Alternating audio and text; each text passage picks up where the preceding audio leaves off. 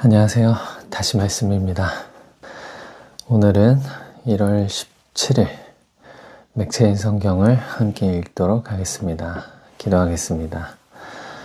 좋으신 아버지 하나님 감사합니다. 오늘도 말씀 앞에 서게 하시니 고맙습니다. 우리가 말씀을 보는 것은 고침을 받기 위함입니다. 나음을 입기 원함입니다. 왜냐하면 주님의 말씀을 보고 주님의 말씀을 들으면 깨달아서 고침을 받고 나음을 입기 때문입니다. 우리는 환자와 같습니다.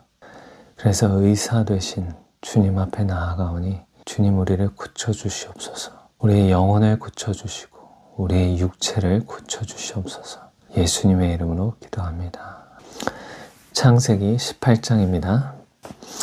아브라함이 아들을 약속받다.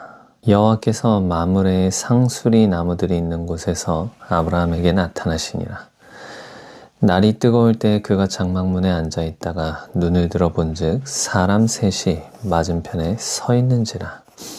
그가 그들을 보자 곧 장막문에서 달려나가 영접하며 몸을 땅에 굽혀 이르되 내 주여 내가 주께 은혜를 입었사오면 원하건대 종을 떠나 지나가지 마시옵고 물을 조금 가져오게 하사 당신들의 발을 씻으시고 나무 아래에서 쉬소서. 내가 떡을 조금 가져오리니 당신들의 마음을 상쾌하게 하신 후에 지나가소서. 당신들이 종에게 오셨음이니이다. 그들이 이르되 네 말대로 그리하라. 아브라함이 급히 장막으로 가서 사라에게 이르되 속히 고운 가루 세 스아를 가져다가 반죽하여 떡을 만들라 하고 아브라함이 또 가축대 있는 곳으로 달려가서 기름지고 좋은 송아지를 잡아 하인에게 주니 그가 급히 요리한지라. 아브라함이 엉긴 젖과 우유와 하인이 요리한 송아지를 가져다가 그들 앞에 차려놓고 나무 아래에 모셔 섬에 그들이 먹으니라. 그들이 아브라함에게 이르되 네 안에 사레가 어디 있느냐. 대답하되 장막이 있나이다.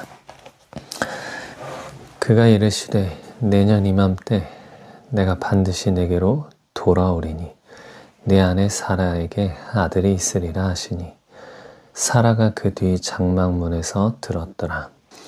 아브라함과 사라는 나이가 많아 늙었고 사라에게는 여성의 생리가 끊어졌는지라. 사라가 속으로 웃고 이르되 내가 노쇠하였고 내 주인도 늙었으니 내게 무슨 즐거움이 있으리요.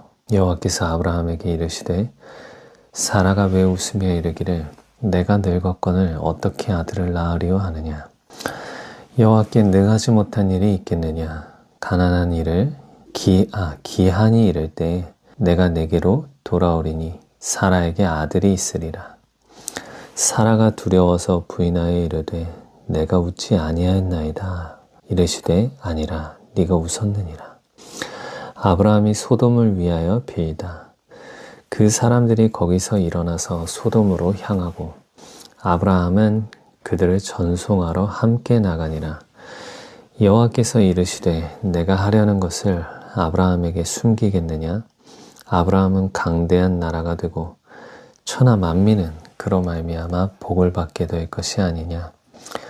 내가 그로 그 자식과 권속에게 명하여 여호와의 도를 지켜 의와 공도를 행하게 하려고 그를 택하였나니 이는 나 여호와가 아브라함에게 대하여 말한 일을 이루려 함이니라. 여호와께서 또 이르시되 소돔과 고모라에 대한 부르짖음이 크고 그 죄악이 심히 무거우니 내가 이제 내려가서 그 모든 행한 것이 과연 내게 들린 부르짖음과 같은지 그렇지 않은지 내가 보고 알려 하노라.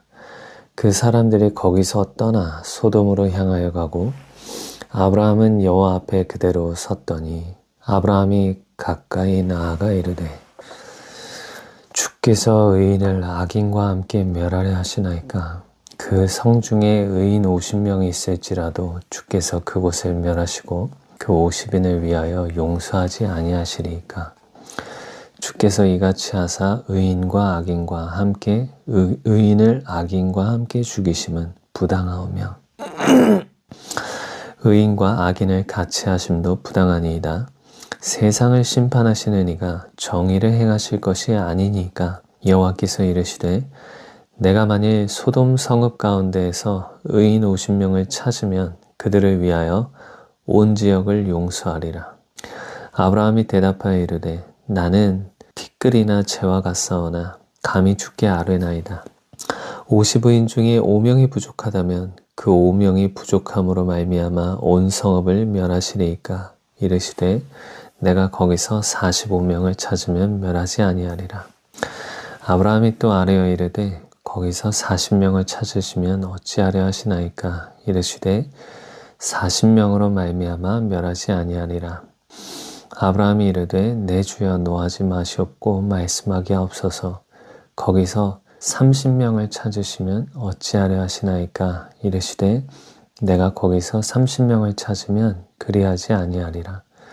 아브라함이 또 이르되 내가 감히 주께 아뢰나이다. 거기서 20명을 찾으시면 어찌하려 하시나이까. 이르시되 내가 20명으로 말미암아 그리하지 아니하리라. 아브라함이 또 이르되 주는 노하지 마옵소서. 내가 이번만 더 아뢰리이다. 거기서 10명을 찾으시면 어찌하려 하시나이까. 이르시되 내가 10명으로 말미암아 멸하지 아니하리라. 여호와께서 아브라함과 말씀을 마치시고 가시니 아브라함도 자기 곳으로 돌아갔더라.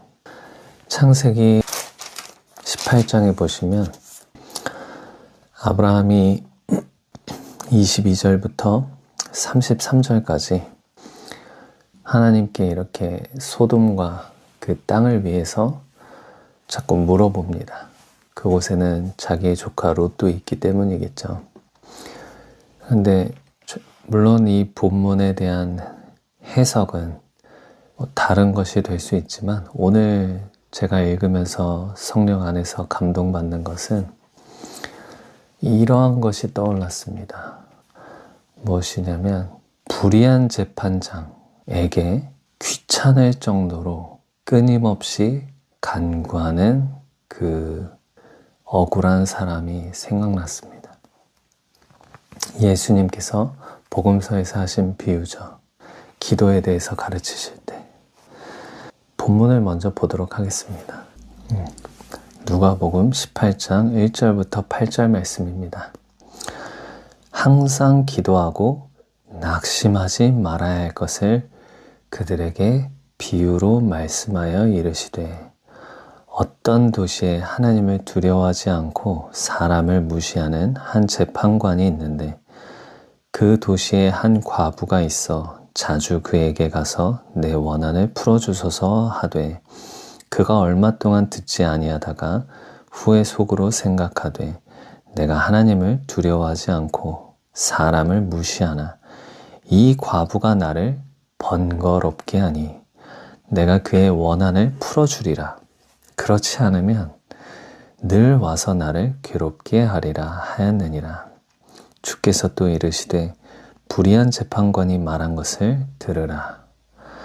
하물며 하나님께서 그 밤낮 부르짖는 택하신 자들의 원한을 풀어주지 아니하시겠느냐. 그들에게 오래 참으시겠느냐. 내가 너희에게 이르노니 속히 그 원한을 풀어주시리라. 아멘. 지금은 불의한 재판장에게 그 과부가 계속해서 간구하고 요청했습니다.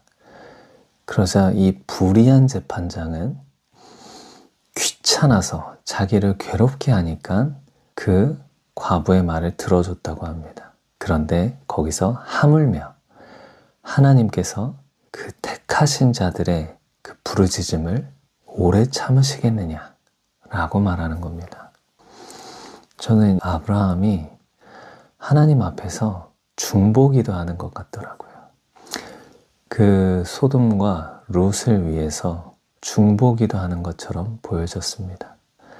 그래서 처음엔 50인에서 그 다음 40인, 그 다음 30인, 그 다음 20인, 그 다음 10인까지 내려갔죠.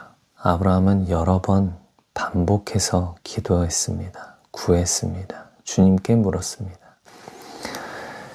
저는 이 반복하는 것이 이토록 중요한 것인지 잘 몰랐습니다. 왜냐하면 저의 기도 시간의 유형과 패턴을 보면 대부분 방언 기도하는 것이 제일 많고, 그 다음에 방언 기도하면서 그냥 떠오르는 대로, 마음에 감동되는 대로 어떤 목적과 목록을 두지 않고 감동되는 대로 항상 구했던 기도들을 했었습니다. 그것에 익숙했는데, 어느 날 어떤 사람의 간증을 보고, 새롭게 하소서에 나왔던 사람인데 이렇게 했다고 하더라고요. 기도 노트가 있는데 그 기도 노트를 계속해서 보면서 기도를 하고, 또 그게 현재 진행 중인지, 그것이 기도가 이미 응답되었는지 확인한다고 하더라고요. 그러다 보면 하나님께서 우리의 기도를 얼마나 듣고 계시는지 그것이 보이겠더라고요. 들어보니까. 그래서 그렇게 적어서 기도하는 것, 목록을 두고 기도하는 것도 굉장히 중요하겠다라고 생각을 했습니다. 그래서 이렇게 기도 노트들을 이렇게 쭉 쓰고 있습니다. 원래는 매일마다 하나씩 적어갔는데 최근에는 매일마다는 아니고 하나씩 추가가 됩니다. 하나님께서 어떤 마음을 주시거나 제가 살아가면서 이분을 위해서 기도해야 되겠다, 이 부분을 위해서 기도해야 되겠다 생각될 때 기도합니다. 그래서 오늘도 한 명의 이름을 씁니다. 그래서 그 사람을 위해 또 계속 새벽에 운동하면서 그냥 보면서 계속 기도합니다. 방언 기도의 유익은 참 여러 가지가 있고, 감동에 따라서 기도하는 것도 참 좋지만 마치 뭐랄까 허공에다가 주먹질하는 듯한 기분이었거든요. 근데 이 목록을 두고 기도하면서 함께 방언으로 기도하고 감동되는 대로 기도하니까 뭐랄까 하나님께서 일하시는 것이 첫 번째로 선명하게 보입니다. 와, 하나님 기도 들으시는구나, 이게 첫 번째로 보입니다. 그래서 막 더 기도하고 싶어집니다. 이게 기도로 살아가는 그리스도인이구나. 무디가 10,000번의 기도를 응답받았다는 게 맞는 말이구나. 진짜 그럴 만한 말이구나. 우리도 그렇게 살 수 있구나. 이런 생각이 들었습니다. 그래서 기도 제목을 써놓고 그 옆에다가 진행 상황을 쓰고, 진행 중임을 쓰고, 또한 기도 응답받은 건 또 응답받았다고 체크하고, 그 목록을 보면 참 하나님께서 베풀어 주신 은혜가 너무나도 큼을 느낍니다. 우리가 에스라를 보면서 우리가 보수하는 자, 이 느헤미야를 볼 때도 우리가 성벽을 보수하는 자로 얘기했었죠. 그래서 우리는 이 나라와 이 교회와 각 개인의 무너진 부분을 보수하는 중보 기도자로 우리는 더 나아가야 합니다. 저는 여태까지 중보 기도 해달라고만 했지 중보 기도를 이렇게 잘 하지는 않았습니다. 그냥 성령님께서 알아서 해주시고 알아서 중보 기도까지 다 해주시기를 그냥 다 맡겨드렸었는데, 물론 그래도 좋겠지만 그렇게 하면 제가 통변의 은사가 있지 않는 이상 무슨 일이 벌어지는지 모르잖아요.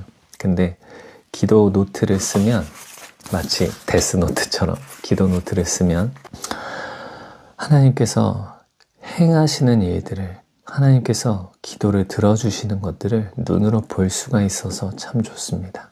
그래서 더 기도하고자 하는 마음이 생깁니다. 더 기도하려는 원함이 생깁니다. 그래서 이게 정말 좋은 것 같고 강력하게 추천드리니 중보 기도로, 또한 개인 기도로서도 하나님께서 무엇을 행하시는지, 우리에게 얼마나 은혜를 베푸시는지 보시려면 이렇게 노트로 적으시고 그 기도를 이루어가시는 하나님을 볼 수 있는 은혜가 있기를 원합니다. 마태복음 17장입니다. 영광스러운 모습으로 변형되시다.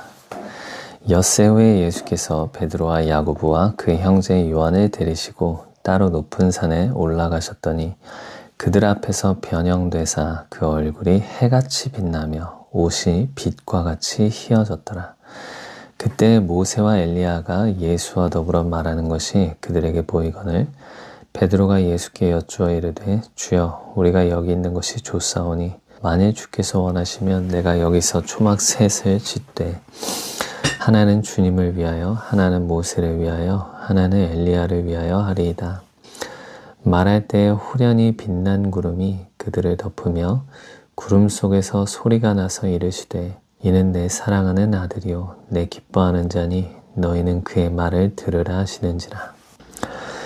제자들이 듣고 엎드려 심히 두려워하니 예수께서 나와 그들에게 손을 대시며 이르시되 일어나라 두려워하지 말라 하시니 제자들이 눈을 들고 보매 오직 예수 외에는 아무도 보이지 아니하더라.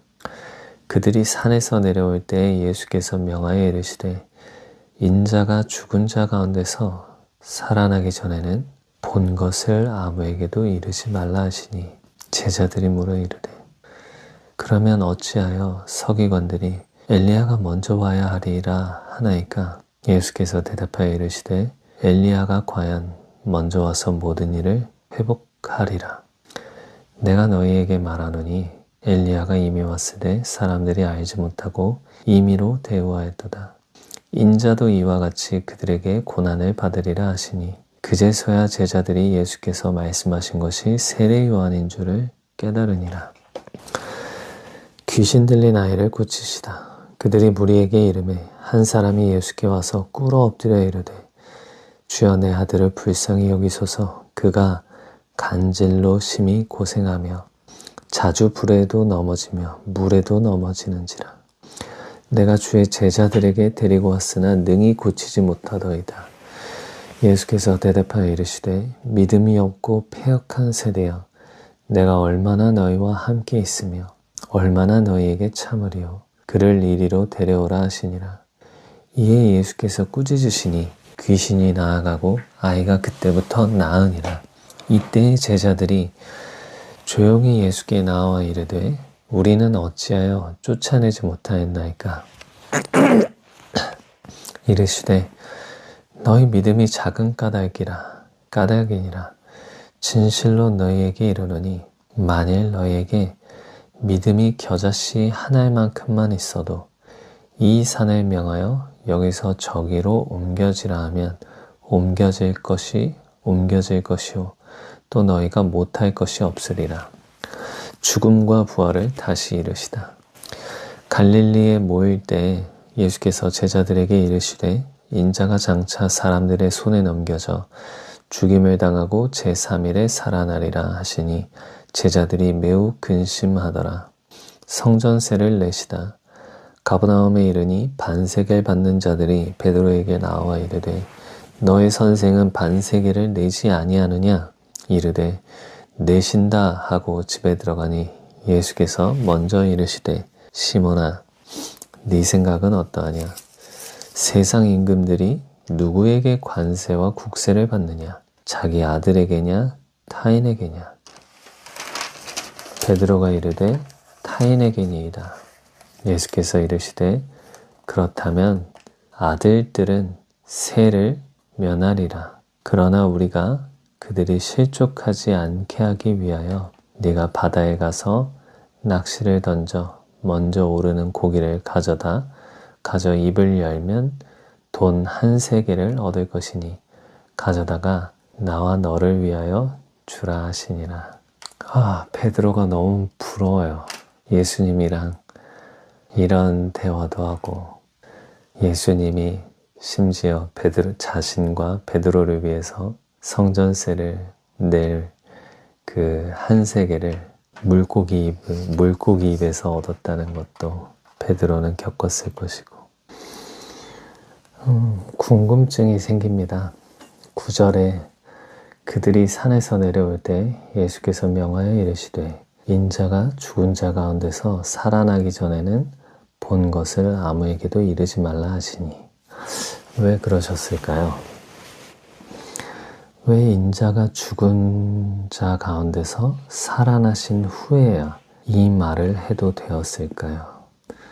모르겠지만 한 가지 다시 살펴보며 보다 보니까 좀 독특한 것이 있는데 2절에 보면 그들 앞에서 변형되사 그 얼굴이 해같이 빛나며 옷이 빛과 같이 희어졌더라. 이거 요한계시록에서 이런 표현을 봤던 것 같은데요. 그리고 성경 여러 군데서 하나님에 대해서 그 얼굴이 해같이 빛난다는 표현을 본 것이 생각납니다. 그 옷이 빛과 같이 희어졌더라.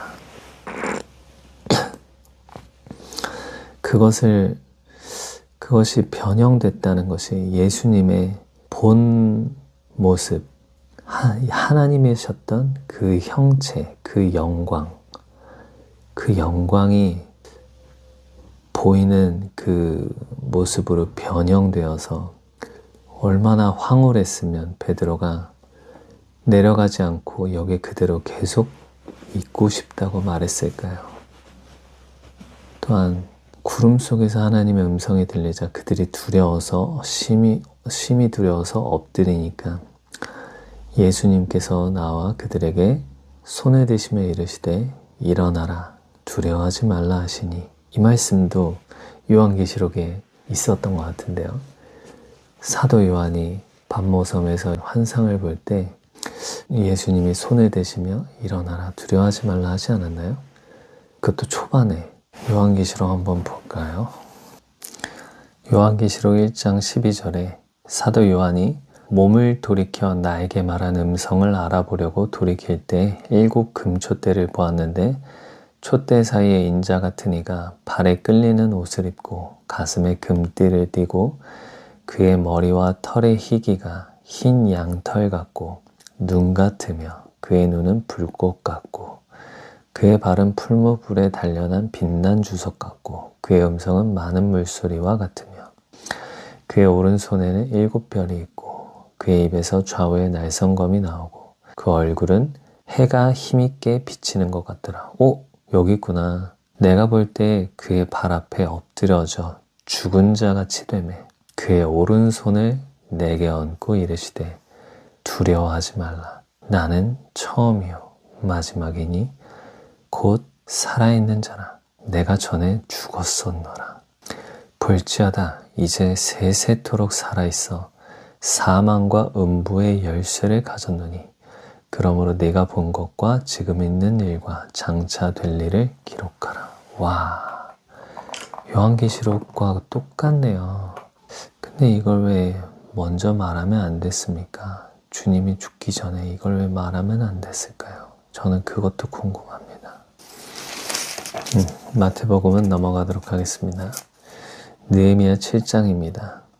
느헤미야가 지도자들을 세우다. 성벽이 건축됨에 문짝을 달고 문지기와 노래하는 자들과 레위 사람들을 세운 후에 네아우 하나니와 영문에 관한 하나냐가 함께 예루살렘을 다스리게 하였는데 하나냐는 충성스러운 사람이요 하나님을 경외함이 무리 중에서 뛰어난 자라. 내가 그들에게 이르기를 해가 높이 뜨기 전에는 예루살렘 성문을 열지 말고 아직 파수할 때에 곧 문을 닫고 빗장을 지르며 또 예루살렘 주민이 각각 자기가 지키는 곳에서 파수하되 자기 집 맞은편을 지키게 하라 하였노니 그 성읍은 광대하고 그 주민은 적으며 가옥은 미처 건축하지 못하였음이니라. 포로에서 돌아온 사람들 내 하나님이 내 마음을 감동하사 귀족들과 민장들과 백성을 모아 그 계보대로 등록하게 하심으로 내가 처음으로 돌아온 자의 계보를 얻었는데 거기에 기록된 것을 보면 옛적에 바벨론 왕 느부갓네살에게 사로잡혀 갔던 자들 중에서 노임을 받고 예루살렘과 유다에 돌아와 각기 자기들의 성읍에 이른 자들 곧 스룹바벨과 예수아와 느헤미야와 아사랴와 라하랴와 나하마니와 모르드게와 빌산과 미스베렉과 비그웨와 느훔과 바하나와 함께 나온 이스라엘 백성의 명수가 이러하니라. 바로스 자손이 2172명이요 스바랴 자손이 372명이요 아라 자손이 552명이요 652명이요 반모압 자손 곧 예수아와 요압 자손이 2818명이요 엘람 자손이 1254명이요 삿두 자손이 845명이요 삭게 자손이 760명이요 빈누이 자손이 648명이요 브베 자손이 628명이요 아스갓 자손이 2320명이요 22명이요 아도니감 자손이 667명이요 비그웨 자손이 2067명이요 아딘 자손이 655명이요 아델 자손 곧 히스기야 자손이 98명이요 하숨 자손이 328명이요 베세 자손이 324명이요 하립 자손이 112명이요 기브온 사람이 95명이요 베들레헴과 느도바 사람이 188명이요 아나돗 사람이 128명이요 벳 아스마웨 사람이 42명이요 기란 여아림과 그비라와 브에롯 사람이 743명이요 라마와 게바 사람이 621명이요 믹마스 사람이 122명이요 베델과 아이 사람이 123명이요 기타 느보 사람이 52명이요 기타 엘람 자손이 1254명이요 하림 자손이 320명이요 여리고 자손이 345명이요 로드와 하딕과 오노 자손이 711명이요 스나아 자손이 3930명이었느니라. 제사장들은 예수아의 집 여다야 자손이 973명이요 임멜 자손이 1052명이요 바솔 자손이 1247명이요 하림 자손이 1070명이었느니라. 레위 사람들은 호드야 자손 곧 예수아와 감미엘 자손이 74명이요 노래하는 자들은 아삽 자손이 148명이요 문지기들은 살룸 자손과 아델 자손과 달문 자손과 아굽 자손과 하디다 자손과 소베 자손이 모두 138명이었느니라. 느드님 사람들은 시하 자손과 하수바 자손과 답바옷 자손과 게로스 자손과 시하 자손과 바돈 자손과 르바 자손과 하가바 자손과 살메 자손과 하난 자손과 깃델 자손과 가할 자손과 르아야 자손과 르신 자손과 느고다 자손과 갓삼 자손과 우사 자손과 바세야 자손과 베세 자손과 무우님 자손과 느비스 심 자손과 박북 자손과 하그바 자손과 할훌 자손과 바슬릿 자손과 무히다 자손과 하르사 자손과 바르고스 자손과 시스라 자손과 데마 자손과 느시아 자손과 하디바 자손이었느니라. 솔로몬의 신하의 자손은 소대 자손과 소베렛 자손과 브리다 자손과 아엘라 자손과 다르곤 자손과 깃델 자손과 스바데 자손과 핫델 자손과 보게렛 하스바임 자손과 아몬 자손이니 모든 느디님 사람과 솔로몬의 신하의 자손이 392명이었느니라. 델멜라와 델하르사와 그룹과 앗돈과 임멜로부터 올라온 자가 있으나 그들의 종족이나 계보가 이스라엘에 속하였는지는 증거할 수 없으니 그들은 들라야 자손과 도비야 자손과 느고다 자손과 느고다 자손이라. 모두가 142명이요 제사장 중에는 호비야 자손과 학고스 자손과 바르실레 자손이니 바르실레는 길르앗 사람 바르실레의 딸 중에 하나로 아내를 삼고 바르실레의 이름으로 불린 자라. 이 사람들은 계보 중에서 자기 이름을 찾아도 찾지 못하였으므로 그들을 부정하게 여겨 제사장의 직분을 행하지 못하게 하고 총독이 그들에게 명령하여 우림과 둠밈을 가진 제사장이 일어나기 전에는 지성물을 먹지 말라 했느니라. 온 회중의 합계는 42,360명이요 그 외에 노비가 7,337명이요 그들에게 노래하는 남녀가 245명이 있었고 말이 736마리요 노새가 245마리요 낙타가 435마리요 나귀가 6,720마리였느니라. 어떤 족장들은 역사를 위하여 보조하였고 총독은 금 1,000드라크마와 대접 50과 제사장의 의복 530벌을 보물 곳간에 드렸고 어떤 족장들은 금 2만 드라크마와 은 2,200마네를 역사 곳간에 드렸고 그 나머지 백성은 금 2만 드라크마와 은 2,000마네와 제사장의 의복 67벌을 드렸느니라. 백성 앞에서 율법책을 읽다. 이와 같이 제사장들과 레위 사람들과 문지기들과 노래하는 자들과 백성 몇 명과 느디님 사람들과 온 이스라엘 자손이 다 자기들의 성읍에 거주하였느니라. 아멘. 저는 성경에 왜 그렇게 족보들이 많이 나오고 왜 그렇게 이름들이 많이 나오고 그냥 복사해서 붙여넣기 하면 될 것 같은데 이렇게 하나하나 다 한다는 것이 읽기도 번거롭고 좀 왜 그랬을까? 좀 별로 아닌가? 라고 생각을 했었는데 여기 느헤미야를 보고 처음 알았네요. 5절에 보시면 내 하나님이 내 마음을 감동하사 귀족들과 민장들과 백성을 모아 그 계보대로 등록하게 하심으로 내가 처음으로 돌아온 자의 계보를 얻었는데 거기에 기록된 것을 보면, 그러니까 하나님께서 이것을 원하셔서 감동시켰다는 거예요.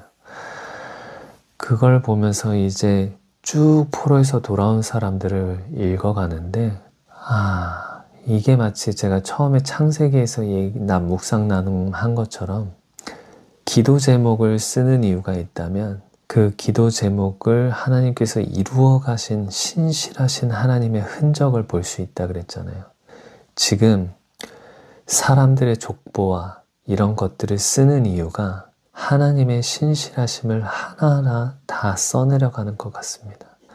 무엇이냐면 이들이 하나님을 배반하여서 바벨론으로 포로로 끌려갔잖아요. 근데 바벨론 포로로 끌려갔는데 하나님께서 70년 만에 다시 거기서 정금같이 그들을 단련하시고 다시 나오게 하신다는, 70년 만에 회복시키신다는 그 하나님의 약속의 성취를 마치 다 적은 것 같아요.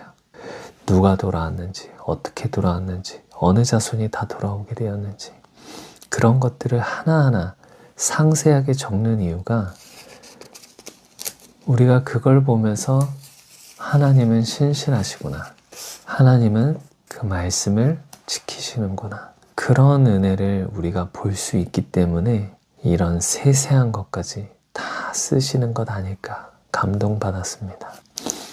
앞으로 이름이나 족보 나오면 불평하지 않겠습니다. 하나님이 이루어 가신 신실하신 흔적으로 보겠습니다. 사도행전 17장입니다. 바울이 데살로니가에서 전도하다. 그들이 암비볼리와 아블로니아로 다녀가 데살로니가에 이르니 거기 유대인의 회당이 있는지라 바울이 자기의 관례대로 그들에게로 들어가서 새 안식일에 성경을 가지고 강론하며 뜻을 풀어 그리스도가 해를 받고 죽은 자 가운데서 다시 살아나야 할 것을 증언하고 이르되 내가 너희에게 전하는 이 예수가 곧 그리스도라 하니 그 중에 어떤 사람 곧 경건한 헬라인의 큰 무리와 적지 않은 귀부인도 권함을 받고 바울과 실라를 따르나 그러나 유대인들은 시기하여 저자의 어떤 불량한 사람들을 데리고 떼를 지어 성을 소동하게 하여 야손의 집에 침입하여 그들을 백성에게 끌어내려고 찾았으나 발견하지 못하매 야손과 몇 형제들을 끌고 읍장들 앞에 가서 소리질러 이르되 천하를 어지럽게 하던 이 사람들이 여기도 이르매 야손이 그들을 맞아들였도다. 이 사람들이 다 가이사의 명을 거역하여 말하되 다른 임금 곧 예수라 하는 이가 있다 하더이다 하니 무리와 읍장들이 이 말을 듣고 소동하여 야손과 그 나머지 사람들에게 보석금을 받고 놓아주니라. 베레아 사람들이 말씀을 받다. 밤에 형제들이 곧 바울과 실라를 베레아로 보내니 그들이 이르러 유대인의 회당에 들어가니라. 베레아에 있는 사람들은 데살로니가에 있는 사람들보다 더 너그러워서 간절한 마음으로 말씀을 받고 이것이 그러한가 하여 날마다 성경을 상고하므로 그 중에 믿는 사람이 많고 또 헬라의 귀부인과 남자가 적지 아니하나 데살로니가에 있는 유대인들은 바울이 하나님의 말씀을 베레아에서 또 전하는 줄을 알고 거기도 가서 무리를 움직여 소동하게 하거늘 형제들이 곧 바울을 내보내어 바다까지 가게 하되 실라와 디모데는 아직 거기 머물더라. 바울을 인도하는 사람들이 그를 데리고 아덴까지 이르러 그에게서 실라와 디모데를 자기에게로 속히 오게 하라는 명령을 받고 떠나니라. 바울이 아덴에서 전도하다. 바울이 아덴에서 그들을 기다리다가 그 성에 우상이 가득한 것을 보고 마음에 격분하여 회당에서는 유대인과 경건한 사람들과 또 장터에서는 날마다 만나는 사람들과 변론하니 어떤 에피쿠로스와 스토아 철학자들도 바울과 쟁론할세. 어떤 사람은 이르되 이 말쟁이가 무슨 말을 하고자 하느냐 하고 어떤 사람은 이르되 이방신들을 전하는 사람인가 보다 하니 이는 바울이 예수와 부활을 전하기 때문이로라.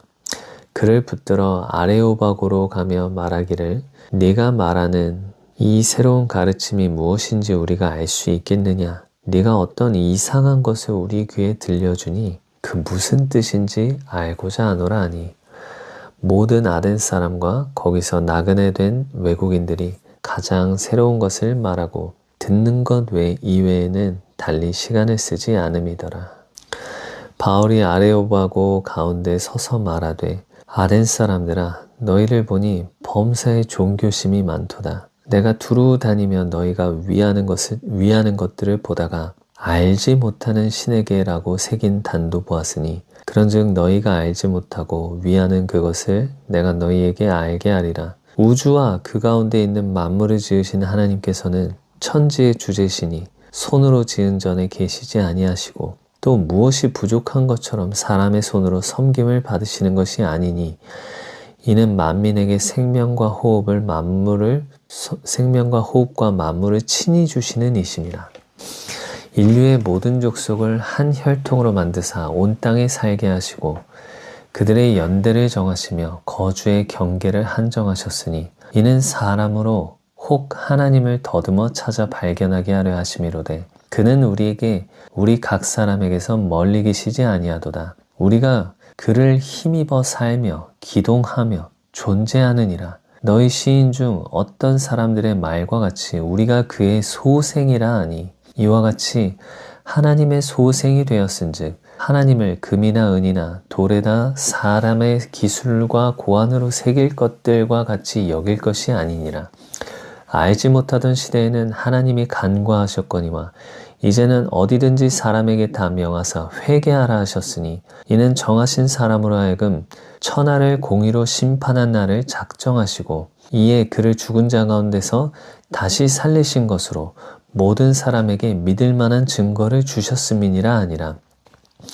그들이 죽은 자의 부활을 듣고 어떤 사람은 조롱도 하고 어떤 사람은 이 일에 대하여 네 말을 다시 듣겠다 하니 이에 바울이 그들 가운데서 떠나매 몇 사람이 그를 가까이하여 믿으니 그 중에는 아레오바고 관리 디오누시오와 다말이라 하는 여자와 또 다른 사람들도 있었더라.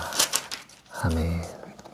저는 요즘 계속해서 사도행전에서 알게 된 그 순종하는 자들과 순종하지 아니하는 자들, 곧 권위의 그 말에 설득 그리고 그 말에 설득되지 않는 자들, 이것이 계속해서 성경 안에서 보여집니다.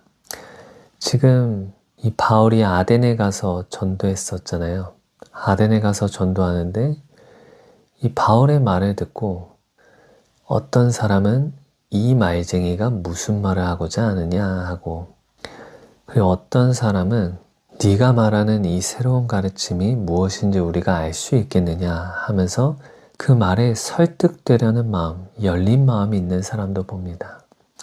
그리고 복음을 전한 바울의 말을 듣고 어떤 사람은 부활을 듣고 조롱한다고 했고 설득되지 않은 겁니다. 왜냐하면 부활이라는 개념이 그 사람에게 없기 때문에 사람이 죽었는데 어떻게 부활해? 그 당시 에피쿠로스와 스토아 철학자들은 부활을 어떻게 생각했을까요? 자, 놀랍네요. 에피쿠로스와 스토아가 있는데, 스토아 철학자들이 있는데 그 둘 다 부활을 받아들이지 않았다고 합니다.